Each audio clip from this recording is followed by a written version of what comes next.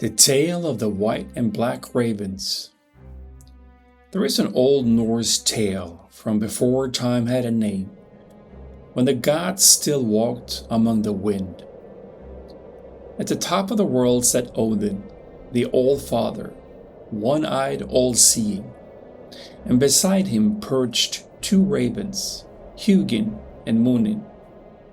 Hugin was white as snow and sharp as lightning. He was the spirit of thought, quick, restless, always searching. Munin was black as night and quiet as prayer. He was the spirit of memory, slow, patient, forever watching. Each morning, Odin sent them to fly across the 9 realms to see what men were building, what they were destroying, what they were dreaming of when no one was watching. At dusk, the ravens returned. They landed on his shoulders, whispering everything they'd seen. And so Odin, the wisest of the gods, knew all that stirred in the world. But one winter morning, when the air itself felt brittle with silence, Hugin grew restless. "Every day we see the same things," he said, "the same men chasing gold. The same kings starting wars they'll never win. Let me fly farther, beyond the edge of the world." Munin ruffled his dark feathers. "Farther than thought can go," he said. "Memory cannot follow. What use is discovery if no one remembers what you found?" But Hugin only laughed, a bright, impatient sound cutting through the cold. "Understanding comes after discovery, brother.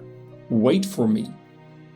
And with a single beat of his white wings, he vanished into the storm. Days passed, then weeks. Munin flew alone and returned alone. He told Odin of the world below, of harvests and heartbreak, of peace and betrayal. But there was an emptiness in his words. For thought was gone, and without thought, memory began to fade. Odin said nothing, though his single eye often turned to the horizon. Even the gods grew uneasy, for a world without thought is a world asleep.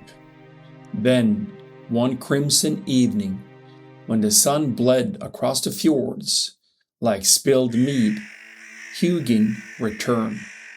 His wings were singed, his voice cracked from screaming against the wind. "I saw it all," he gasped, "the ends of the seas, the bones of the mountains. I saw where stars are born and where they die. But I forgot the way home." Munin bowed his head. "You didn't forget, brother. You left me behind." Anger flashed in Hugin's pale eyes. "You, who live in the past, you would have slowed me. I had to see what lay beyond." Munin looked up, his voice calm, almost sorrowful. "And now you have seen, but what remains of it if no memory holds your journey?"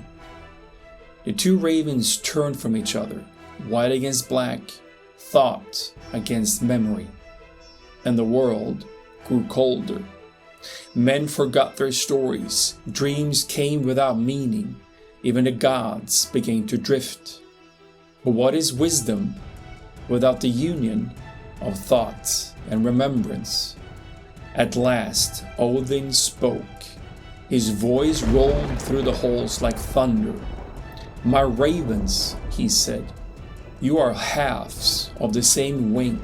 Thought without memory is madness. Memory without thought is death. Neither can reach me alone." The ravens lowered their heads in shame. Odin raised his hand. "Fly once more, together."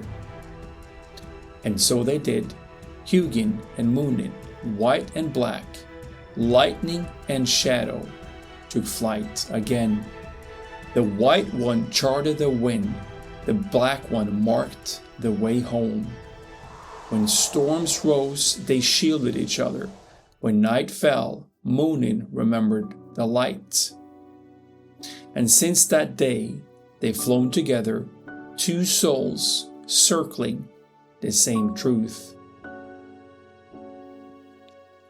The end. The moral of the story is simple. Thought is what takes you forward. Memory is what brings you back. And wisdom lives in the space between. Let me know what you think in the comments below, and like and subscribe for more thoughts, reflections, and stories like this. I'll see you in the next one. Bye.